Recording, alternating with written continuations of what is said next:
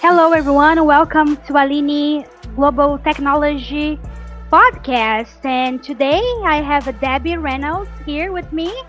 Join us, and we're going to talk about data privacy. Welcome, Debbie. And Debbie is also known as our data diva. Why?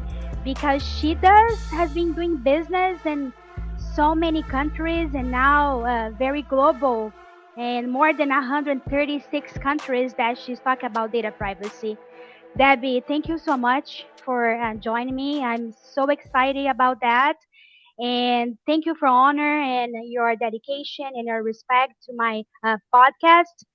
And welcome not only to Brazilian market, but the whole Latin American as well and globally now. Thank you so much. Well, thank you. It's such a pleasure to be on your show. You and I have been connected for many years, and I really applaud all the work that you do. You've been a great champion of me and my work in data privacy, and I'm so proud of you. Thank you so much. Um, Before we start here our questions, um, I'm so glad. I'm so glad to having you and here. This is from you, a really a plus for me. And you're a big fan. And then I hope that when I grow up, I want to become like you, with so much respect that I have to your job and everything you have done and helping so many people, not only with data privacy, but you're an awesome woman, and I'm so proud of you too. Oh, thank you. It's the respect is mutual for sure. All right, let's start here diving in our data privacy conversation then. Well, why we're not going to start with you giving us an explanation about GDPR? What does GDPR means? That's an excellent question. So, the General Data Protection Regulation is a regulation that came into full force in 2018. It is a European law for the countries of the European Union. It was quite groundbreaking in terms of the types of things that it had done. Previously, before the EU or the European Union had the GDPR, they have something called the data directive. And so the data directive and GDPR aren't really that different. The thing that got on people's radar, the reason why we even talk about GDPR today, is because GDPR did a couple things. One thing is that they created a regulation that regulated data even if the data was not in Europe. And so that was like a huge big change. And then the other thing is that they added very high fines to the GDPR. So for companies that ran afoul of the GDPR, they could have fines as high as 4% of their global worldwide revenue. And so because of those two things, people who maybe weren't paying attention to GDPR before started really paying attention because they knew that even if they were handling, let's say they had a data of EU citizen in South America, they still would have to uh, acquiesce to this law. And that's why it was a really big deal. And so after the GDPR came out, a lot of other jurisdictions started passing additional data protection laws. And actually, I think since 2018, there's been a a groundswell of other jurisdictions, including Brazil, that passed laws that not exactly like GDPR, but Mm-hmm. that borrow things from the General Data Protection Regulation. So I know I hear a lot of my European friends, they get upset about the GDPR because they thought that Europe would fine more companies and they would, have more stronger enforcement. But I Mm-hmm. think the elegance of the GDPR is that, first of all, it's considered the gold standard in data protection, but then Mm-hmm. also it's been very influential. And so for me, it's been very interesting to see how other countries after 2018 have borrowed from it, but then also put their own twists on their data protection regulation to fit their culture. Mm-hmm. And how you see after 2018 in other regions and Middle East, or for example, in Asia countries here in North America, have you seen some positive change that business and people has adapted and have adjust with that too? Um, how this has been changed for you for those regions? Yeah. So that's a fascinating question. I think some of the biggest changes that I've seen is that what the General Data Protection Regulation did is elevate data protection and data privacy to the C-suite, like the higher level people within organizations. So before that, you would hardly ever see like a CEO in a meeting about data protection, because it for them it wasn't like a big business driver but now we see companies that are, if they run afoul of that, they may be getting in trouble. I think the thing that I see that I think a lot of people didn't anticipate is that for companies, let's say if they're a company that doesn't have to comply with GDPR, right? Let's say they're a third party to a company that does have to comply with GDPR. And so Mm-hmm. that company can say, even though you don't have to comply with GDPR because we have to comply with GDPR. We want you Mm-hmm. to align your business practices to the way we do business. And so that's what I'm seeing more and more is that the businesses are saying, we want you to align with the way we do business. And so I think a lot of people thought it would be more like, these jurisdictions doing these massive fines and people being afraid of regulation. But really what's happening on the business side, it's like, okay, we want to align with this ethos or what they're doing in the EU or these other things. And then the thing that's really helping them is that even places like Brazil, let's say, for instance, a company decided, okay, I want to align with GDPR, right? Mm-hmm. If they're in Brazil or South America, if there are new laws to come up, they're probably already aligned for the most part. Let's say they're 80% aligned already if they're following more of a gold standard, and then there may be that like 20% difference or change. So I think it's a good thing because it can really help companies grow. It can eliminate barriers to adoption. I've seen companies not be able to sign contracts because they weren't Mm-hmm. aligned with some of these things. So it's going to become just a standard in the future, just a standard best practice. And then, if a new law or regulation or a different way you need to do things, then, you'll be mostly there. Mm-hmm.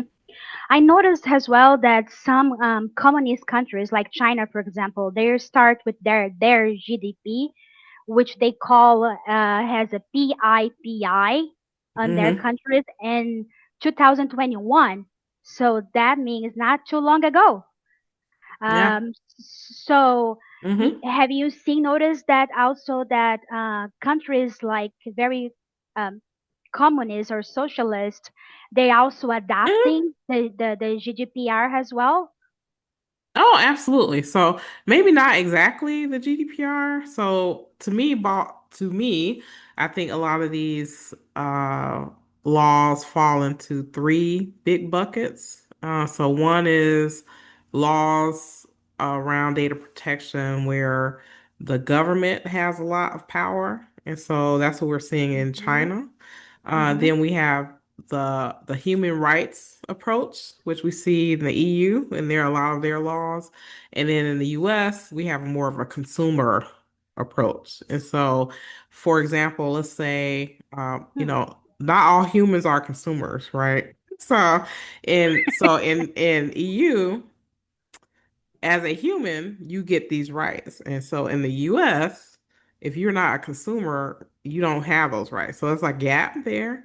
And then Hmm. in places like China, you're right, you have rights, but the government may have a higher right over your data, right? So it's just Right. very different way to look at it, but they're all trying to achieve somewhat similar thing, but it's just different culturally.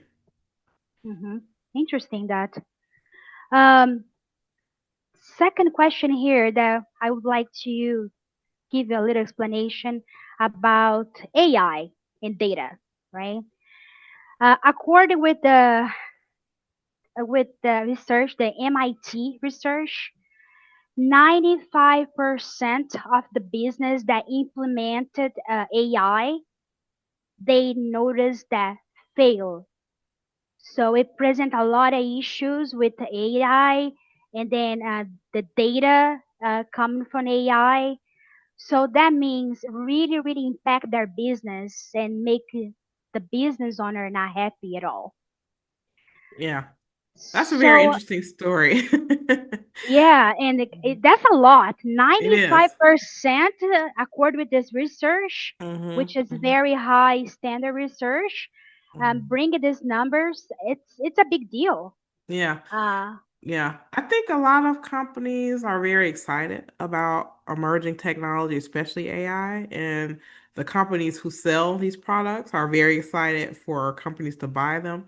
The problem is that a lot of companies don't have data standards or they don't have a mhm, data strategy that can help them be successful in AI. So if you're, for example, going back to data privacy, a lot of data privacy and data protection regulation call for transparency. So if mhm, you're processing mhm, data in a way and you can't be transparent about what you're doing with the data, then you're gonna run into problems with data mhm, privacy. And so I think the fight we have right now, a lot of people when they talk about transparency, it's like they want to open up a black box and look inside and see what it's doing, but you can really not know what it's doing. I tell companies you are accountable for what goes in to the models and what comes out. So if you're handling those two things and you know what you're mhm, doing, then you'll be in a good place. But I think a lot of companies aren't mature enough in their data mhm, strategies. So when they try to implement AI, they try to do too much or they don't understand what it can do. And it may cause unintended problems or unintended mhm, consequences. So I anticipated that it would be a pretty high failure rate because I mean, I literally hear people who sell these things and they act like, it can cure cancer. You just hear all these wacky things like AI can do this, AI can do that. And really, for me, I've always I'm an advocate for technology. I don't like the mhm, way everyone uses technology, but for me, I feel like technology is really meant to help people do heavy lifting, something that's difficult for them to do, right? But it right, can't think, right? It's not, I tell people humans are wise. Like a computer can never be wise. Even if you had right, a tool that knew everything that was ever written or all pieces of knowledge, they cannot be wise. So I think correct. understanding where the human, like you hear people say human in the loop, and that's like a term I don't like, I don't care for because Mhm, it doesn't show leadership. It doesn't show right, where the person is leading. So I like to say yeah. the human needs to be in the lead as opposed to being in the loop. Do you feel the reason why they're behaving like that? It's because mo- it's maybe nobody wants to take responsibility in case something major happen, like a major lawsuit. How you're feeling when you say human loop? Do you feel like that way, or how do you? accept that? Like, I say so. I think what happens in a way, I feel like some companies feel like uh complying with a regulation, like the Brazilian data protection regulation or the EU regulation. Sometimes companies feel like it's a burden and it's a cost and it, gets in the way of innovation. And so what we see now is companies say, well, we want to innovate, but we don't want to follow the rules and we don't want to do things that in a way that doesn't hurt people. And that's really what laws and regulations are supposed to be for. It's supposed to uh, be able to have some way for someone to get some type of relief if they're ever hurt. But I think the problem we have with AI is that there are things that can harm people in AI for mm-hmm, which a law cannot help, after the fact. So, if someone, let's say, for instance, AI misdiagnosed someone with a disease and they died, right? It was like, right, well, what can a law do at that point? It can't do anything, right? So, the idea right, is that you want to keep the human in the center, keep them in the lead, like the people who are using these tools. And so they have to be responsible and they have to be accountable for how they're using AI. And mm-hmm, I think that's going to be the challenge, as opposed to someone saying, oh my God, we didn't know what they were doing and AI did it and I didn't do it. And it's like laws are made to regulate people, not technology. right, exactly. Yeah, that's a good point. Now, talk about ChatGPT. Last October, it just released the news in technology saying that ChatGPT is open integration with other apps like method payment apps. Everything that could be used for it to keep the user integrated with other functionalities. That's what ChatGPT is driving their business now. Yeah. When I read about that, it made me think instantly and about data privacy. How this company combining, integrating, um, Mm-hmm. how they're making sure that my data is not gonna be shared between Right. all those companies Right. integrating at the same time. Right. Right. Right. So I'm a ChatGPT user. As I say, I'm a technologist and I love technology, but I don't love everything that companies do with it. You know, a lot of ChatGPT and OpenAI, a lot of these companies, they want to create more connectivity. They want to Mhm. create a situation where people are using as much of their tools as possible. They want your attention, right? They want your eyeballs. They Mhm. want your credit card so they can have agents run off and buy flights and do different things, right? So Right, the right, more, and I tell people, a lot of people are like, oh, well, OpenAI, they're not profitable or whatever. And it's like, well, any company that has 100 million plus users will always be profitable because they have people that they can help sell stuff to, right? And so that's what they're right, doing, right. which is really, really Yeah. smart. So people don't understand that. And then the data that they have is a complete gold mine because people are sharing so much of their information that Mm-hmm. is creating profiles and graphs of people, and people are concerned like, is this thing gonna manipulate me and tell me what I want to hear and like take my money and all that type of stuff.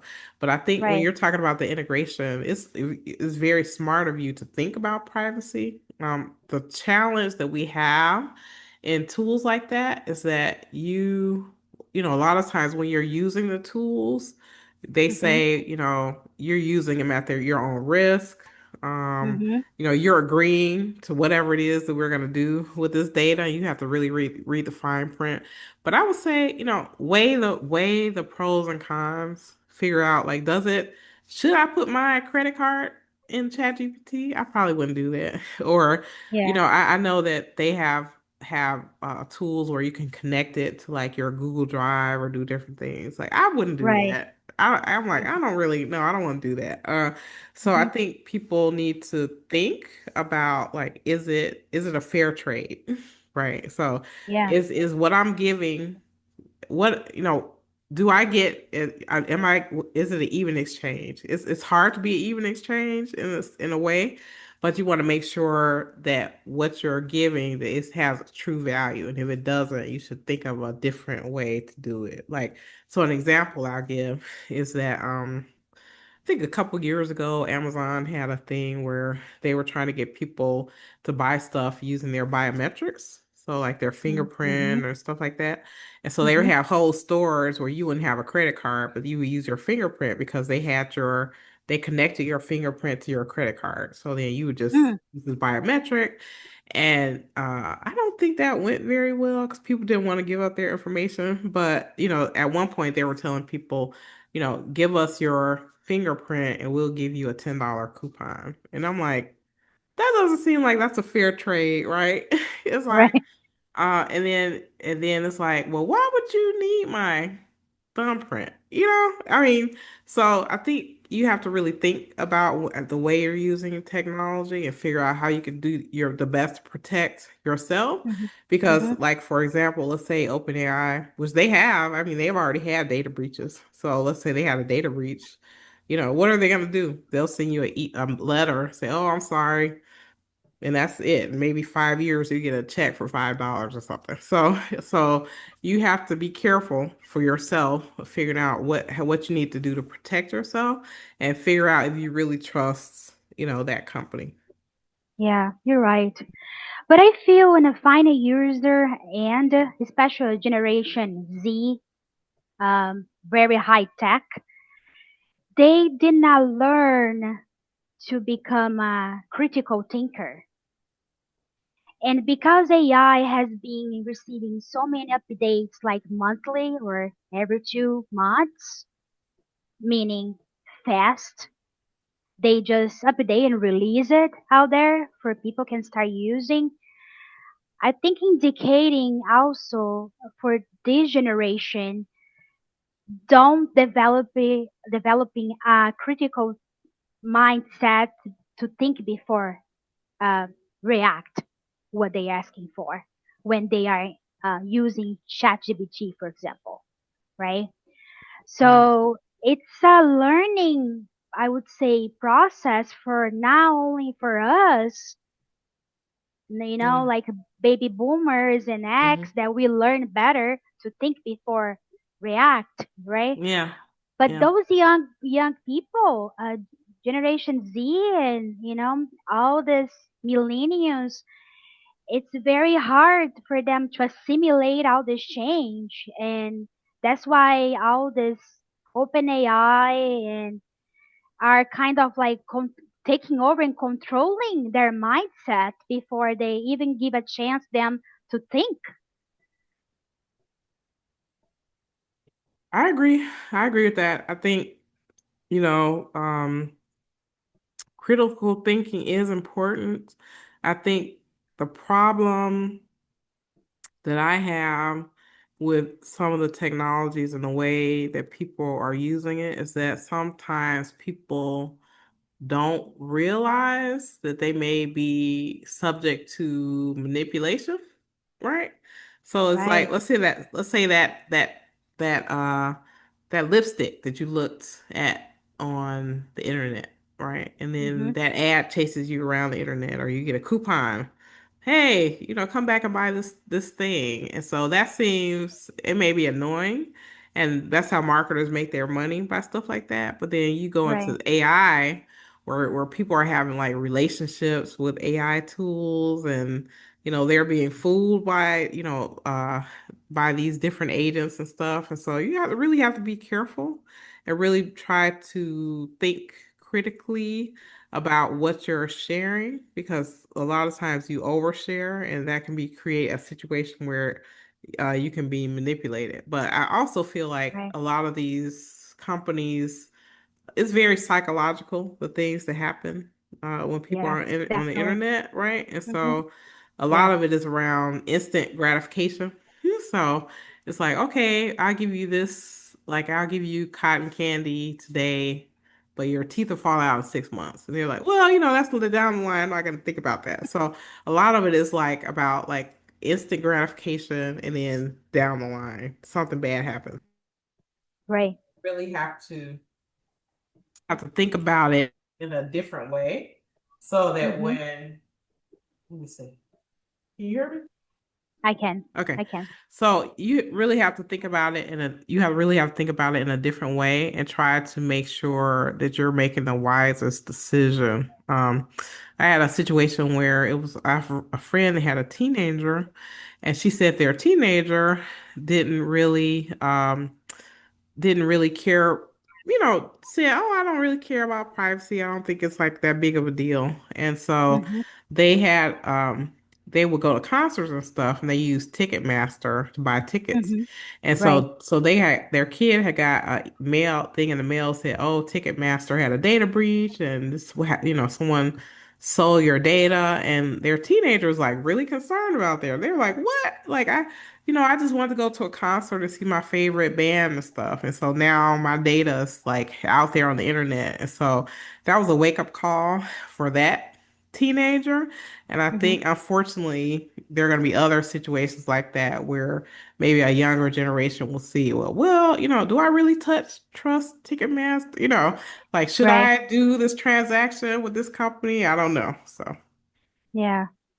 Now, saying that we as a user, we have the power of the control of our settings. Any platform that we're using, Instagram, LinkedIn, Facebook, and all this app available for us. Most of the time, we are not aware that our data it has been sold. Um, because I did not realize that I have to go there and set up my setting and removed my data from them, from their platforms, for example. How it will be your advice, uh, change a little bit from the business perspective, but as a user, taking consideration being doing that and not be so just have my data available out there for this company can be used without my authorization and approval, right? Before I find out that, like example that you just gave me from this concert, that we could avoid it if we are aware about that, right? I yeah. see as a challenge because technology, if you are in IT industry, we know better because we work in environment.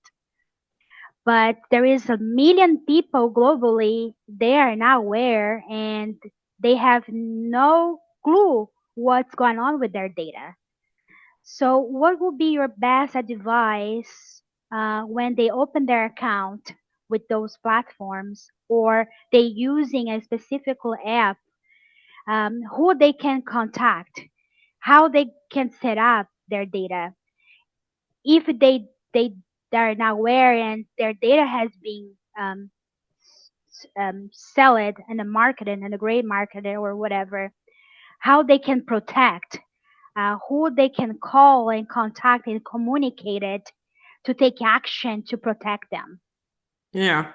Well, that's a multi-layered question. So, I guess the first thing I would say is try to limit the data that you give, like really think about is it worth it for you to give data? And then I know a lot of people will download apps or sign up for different services. I will say, be thoughtful about that. And so if you sign up for less services, um, make sure that you can go into those settings and check those things. But then also, depending on the country and jurisdiction that you're in, those Hmm. companies should post like on their website or something their policies, and they all should Hmm. have like a way for you to send them messages, make requests. If you have like a privacy issue or something, typically there'll be an email or a phone number that you can call to try to get more information. But I would say I think the problem that we get is that we get overwhelmed because we have so many things. I mean, let's say your phone has 100 apps. You're not gonna go into all 100 and like change settings. So I would Right. say, get rid of the stuff that you're not using. Think about the stuff that you're actually using and the things you use more often, and especially things that are more critical, like your Hmm. your banking and stuff. Take time to go in there periodically, maybe like twice a year or so, and check your settings or change your password or something like that. So that would be my advice. Yeah. Yeah. That's a good way to start it. Like you said, if I have 100 app, I'm not gonna have time for change all the settings. It's unrealistic in a real world, right? To be doing that.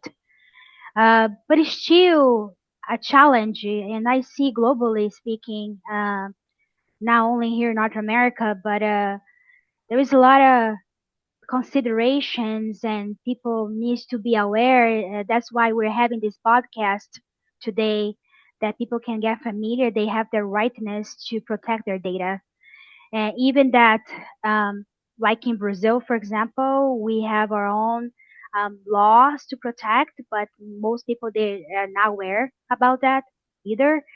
And then a lot of times, um, controlling by the government, it's kind of a challenge as well.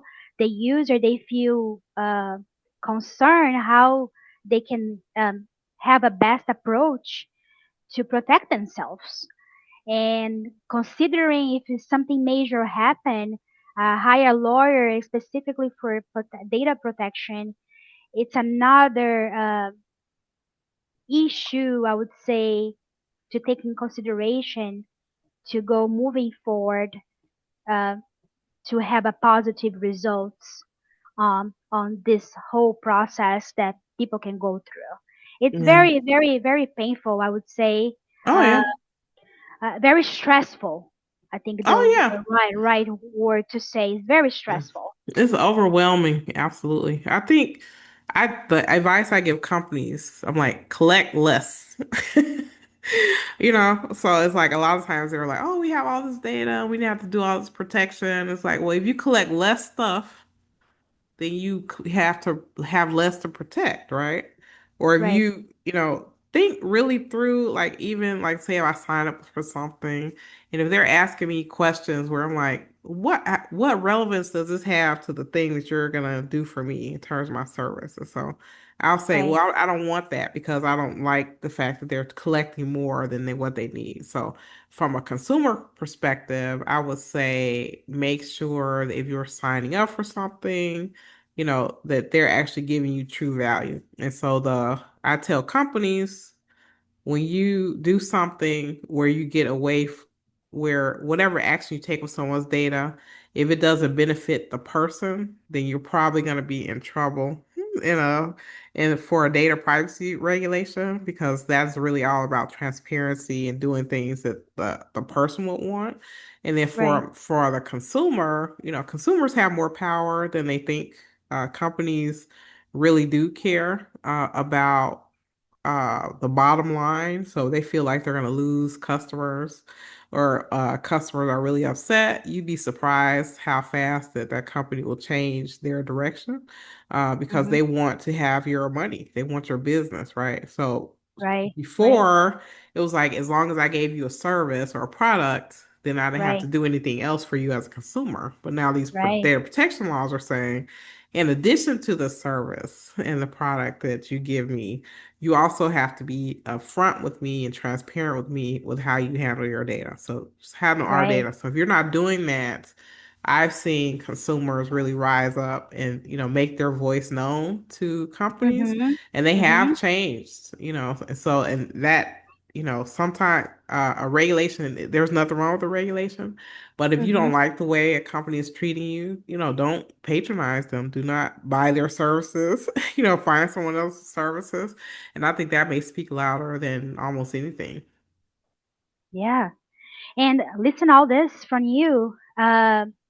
How this is can be applicable when we talk about very socialist and communist countries where their government, they take over of mostly everything, right? And how this is you have been seeing play out um, accord with the data privacy regulation. It's, from my understanding, it will be a, a huge fight, right? Like data speaking, I would say, because the consumer doesn't have a lot of power to go over through this. Like, for example, if you talk about China, will be one example. If you talk about Cuba or Venezuela, it's another issue, right? And Brazil right now, we are dealing with a communist judge that he's um, have been trying to control most of the tech companies with the data and stuff. um, it's it makes the consumer forget about it and say, I don't want to spend money, have to hire lawyers to fight for my business or fighting for myself, because the system is not working. It's not helping. It's not helping to my favor, my rightness as a human being. um, Yep. how your with your view, your expertise on that, what will be your best advices Yeah. to deal with all these issues? Yeah. Because we cannot deny them anymore, because tech data are more than never um, integrated with politics. Oh, absolutely. Well, always. I think that's always the case because data has value, and so anything that has value, governments will want to know about or have their hands in some type of way. So that's just always been the case. So, um, it's interesting because like I live in Chicago, Illinois, and um, a couple of years ago they legalized marijuana here. And I remember like 30 years ago, they're like, marijuana is bad. And it's like, well, I thought marijuana was bad. Like now it's like legal. You go to a store, just like you pick up milk from the store, you can go get marijuana now. So it's like, and that change came about because it was valuable, right? And so, from a Hmm. data perspective, because it is valuable, these governments will try to do as much as they can. From a government perspective, depending on the location, governments always, no matter where, okay, some take more, some take less. All governments have things that they can do with data of people that you cannot fight, just period, right? And so that's Yeah, just the way it is. So like, let's say, right.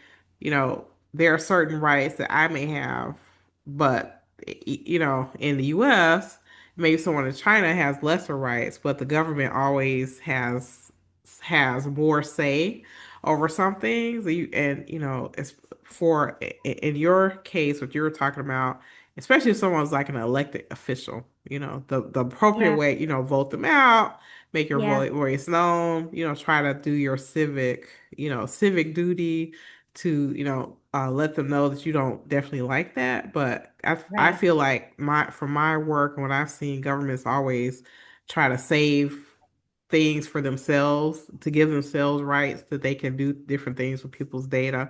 It's just different levels, varying levels of things. Yeah, it is. It is. Hmm.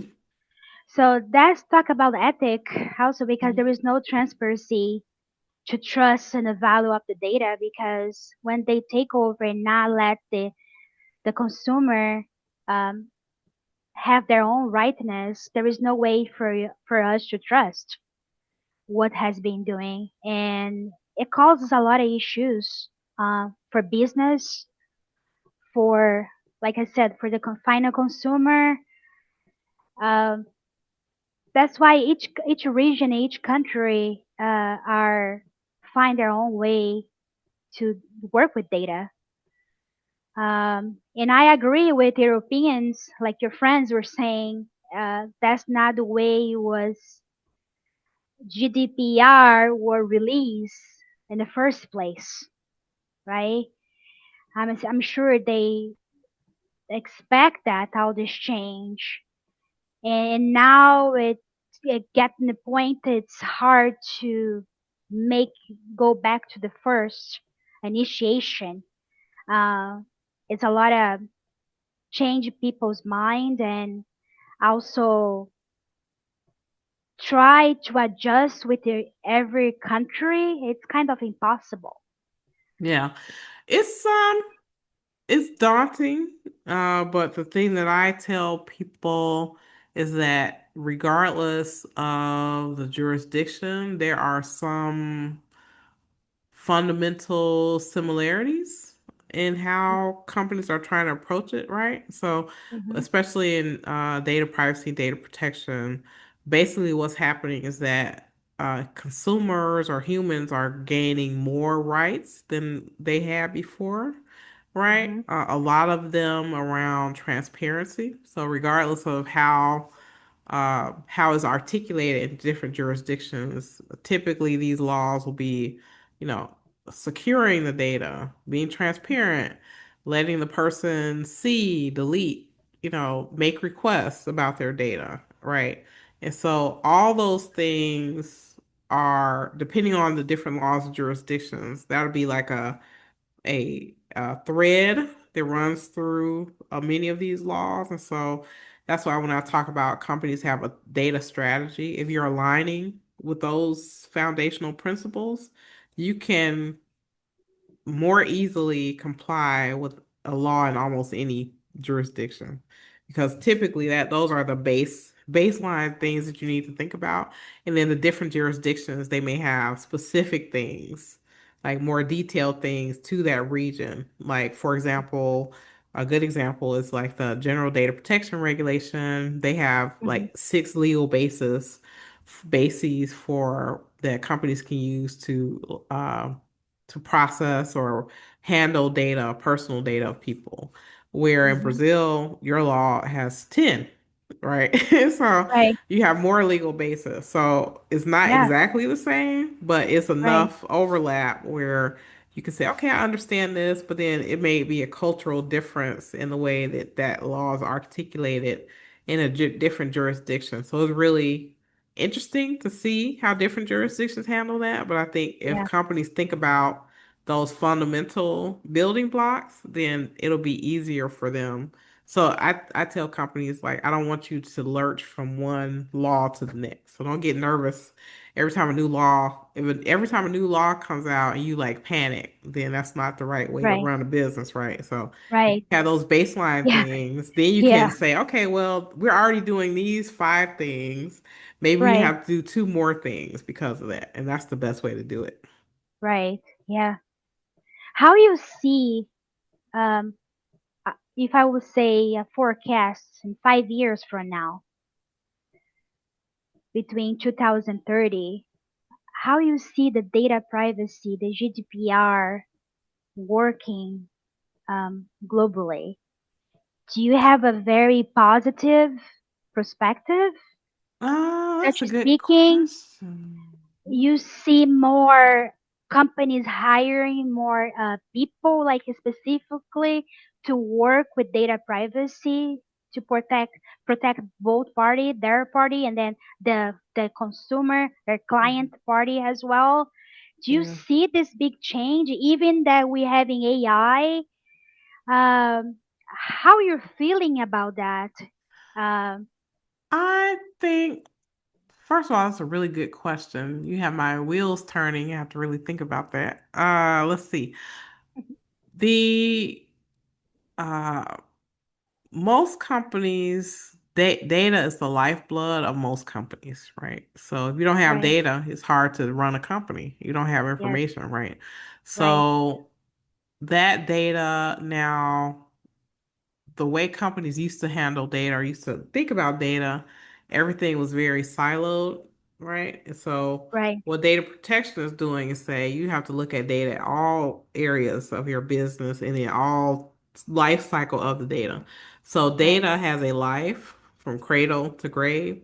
And so a lot of Right. companies really only think about the start of data. They don't really handle the end of life of data. And that's where a lot of companies run into problems. So I Right. think the change in the next 5 years will have to be more around data strategy and data life cycle as opposed to Mm-hmm. collecting data because companies are extremely good at collecting data. They're Right. terrible at deleting stuff. They're terrible at Right. managing at the end of life. So I think that has to become a trend. But then I think what will start to happen is that the some of the products that we're using now, they'll have to be more privacy aware.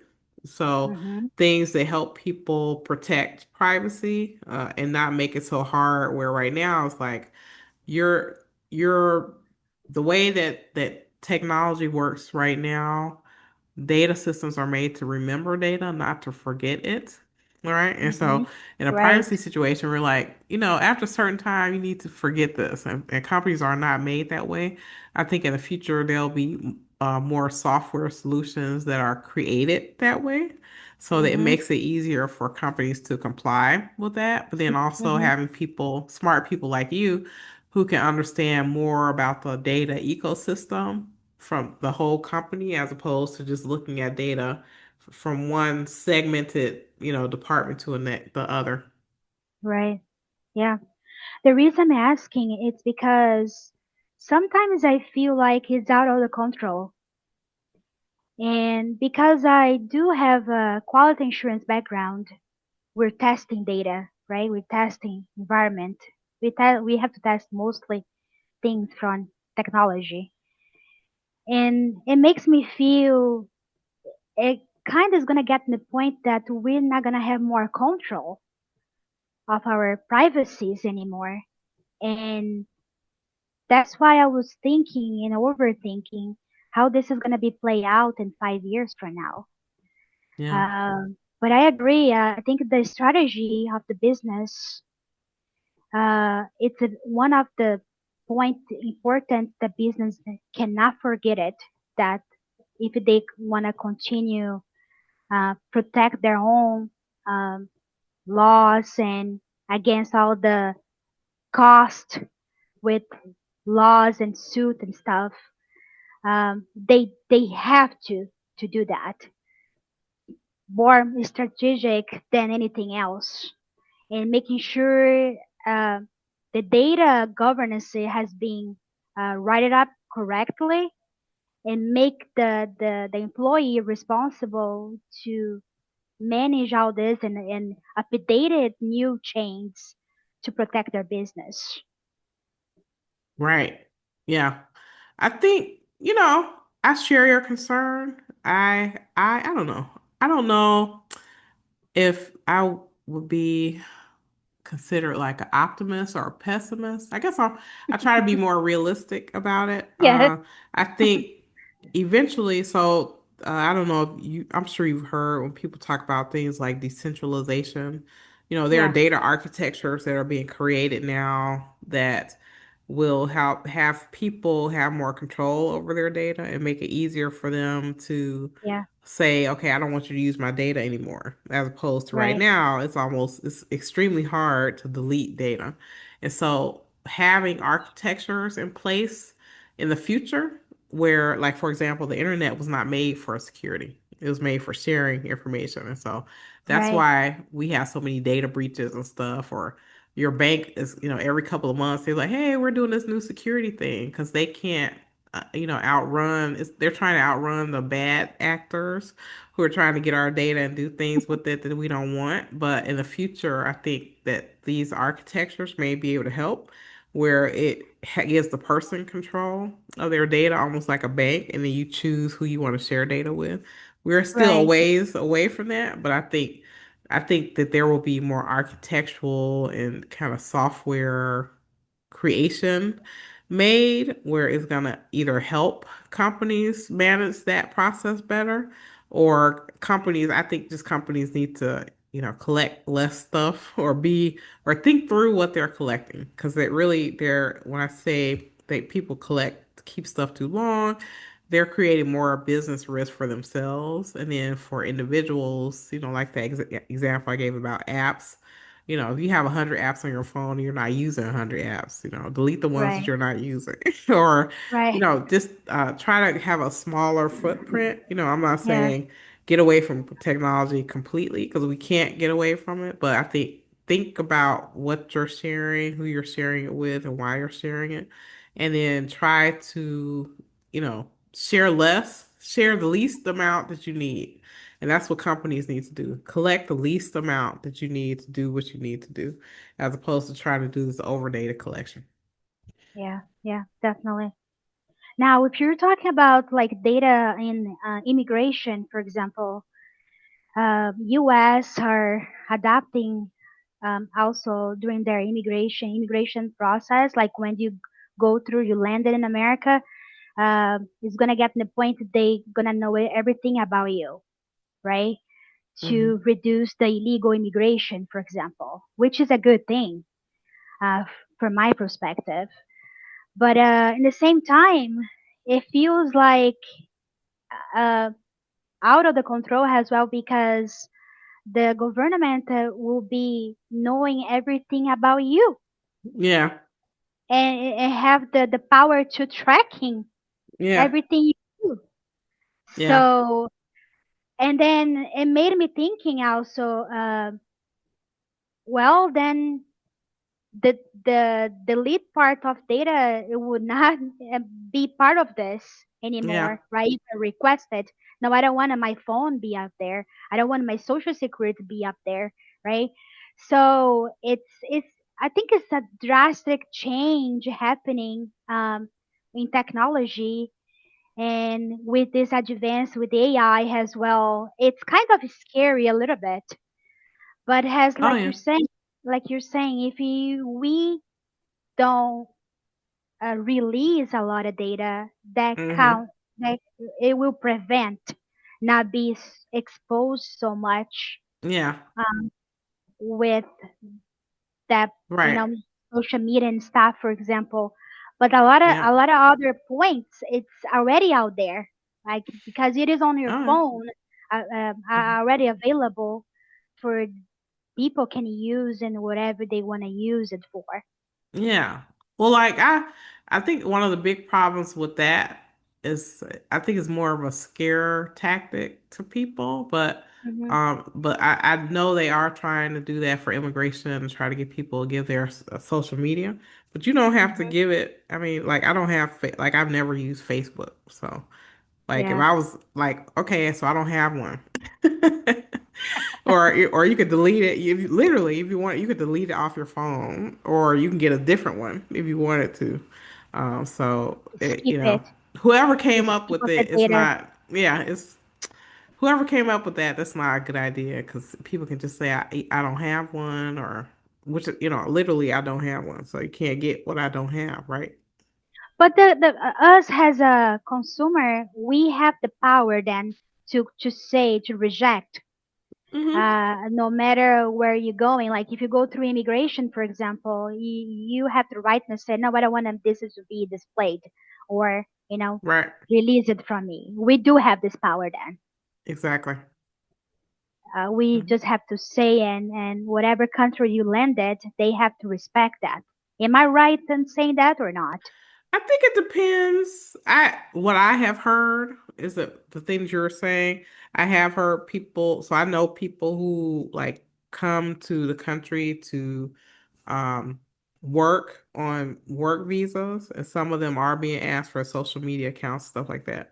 Some of Yeah, them don't have social media accounts. You know what I'm saying? So it's like you yeah, can't yeah, get yeah, something that I don't have. Or, some people like let's say they're on social media and they're just on there like with their friends or family. They're not doing anything wrong, right? Or they say, yeah, well, let's say you have something you use for work versus like personal. You may not have to share that, or I think there are a lot of different ways that people can do that. Like me, I wouldn't like for me, like I'm on LinkedIn, right? But my yeah. LinkedIn is public, so if you want to see it, then look, I don't care. I don't care about that, right? But I Hmm. wouldn't give you like my bank account, or I wouldn't give you Yeah, like a private account that I have. No yeah. way. Mm-mm. Right. Yeah, yeah, exactly. Well, thank you so much, Debbie. And this is so important to talk about, to discuss. And the goal it is making people aware and be helpful. not only people that work in technology like us, but anybody that wants to learn how they can protect their data and what they can do and what they have to do it as well. Globally speaking, um, this is became like a big deal and very important topic to discuss and explore more with all this change.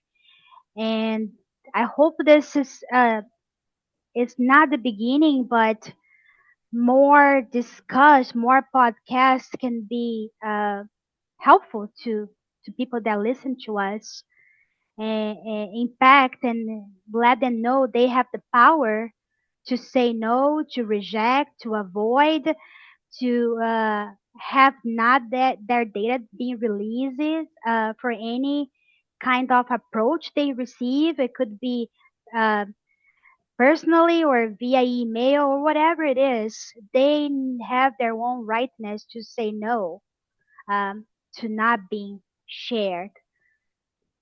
And um, It's true. compare with many years ago, we did not have that.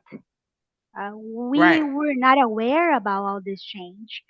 We did not have control of this, and people are using all our data with our consent. Um, in Brazil, for example, this is has been waken up not only in the business environment because our culture is very, I would say, old. The way that we process things, uh, we don't fight, we don't say anything when it's against our data because we're not taught to be that way. Right. It's very different the way that I see in North America and European countries, for example. The mindset is very different, and that's why having this discussion with you it's so helpful. And I want that people be aware of this and protect themselves. Even that we're dealing with AI. Now, forget about AI, but they do have the power to speak up. They have a voice. They have the GPR to help them out against Absolutely. all this change. And most of the time, like you said, you agree. We were not aware about all this. So this is a very, very good um, point to discuss, and then that waking up people and say you have your voice, Totally. you have you have Absolutely. your rightness Yeah, it to do feels things. sometimes it feels overwhelming, but consumer voice is very powerful. So make your voice known. I would say, you know, spend money with companies that respect your data and respect your Right. time, and they'll get the message eventually. But yeah, I agree with you. Yeah. Thank you so much. I want to say here for all the Brazilian market that listen to us right now, Debbie Reynolds, all her info, her email and phone number is gonna be displayed here in this podcast. That if you were interested to the business, you can contact her directly. And she'll be more than happy to set up a meeting with you and explore a little bit more about data privacy to your company, or if you are a final consumer as well. I want you to have that. And not only specifically for the Brazilian market, but the whole Latin America and also globally speaking, because that's what Aline Global Technology is about. It's global. And I Yep. do want you have the same access that we in IT, in technology, we do have. So that's the main goal here for all of us. And this is going to be display for you. I want to say that Debbie, she's so smart on this. She has done this for over the 20 years. Um, deal with data privacy, work with major companies, and share her tips and thoughts with major press like Bloomberg and all that kind of big companies behind, and have her authorities and to share and using her acknowledgement that she talked to people, talked to business, talked to CEO. She has so much to offer to you and to your business as well. And I'm so proud of her job, what she has done, not only in North America, but globally. I follow her and so many people that she interviewing and so many business that she has been helping with their data privacy. And trust me, you're not gonna be upset or anything like that. It's gonna be helpful for you. And Well, I thank wanna, you. So sweet. yeah, it's true. It's true. We have to speak up because that is the truth, and people need to listen to that too.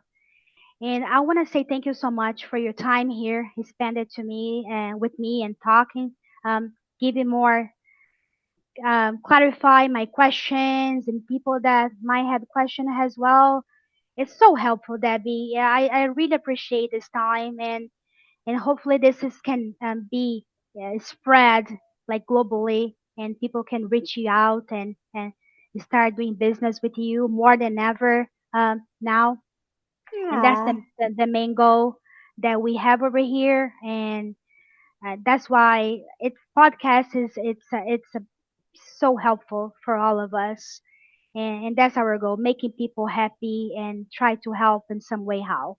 Yeah, and it's great because, even though we may be far apart in terms of miles, a lot of the problems that we're all dealing with the same issues. And so being able to talk it through and talk about it and share our learnings, I think is tremendous. And so, as you know, I very much champion opening up and making sure that we're having discussions with people all over the world, not just talking about the US or Europe, because the world is bigger than those And two jurisdictions, and so we're all yeah, in this together, and we're all trying to navigate our way through. So I'm happy to chat with anyone you want to reach out to me or connect with me on LinkedIn. I'm happy to do it.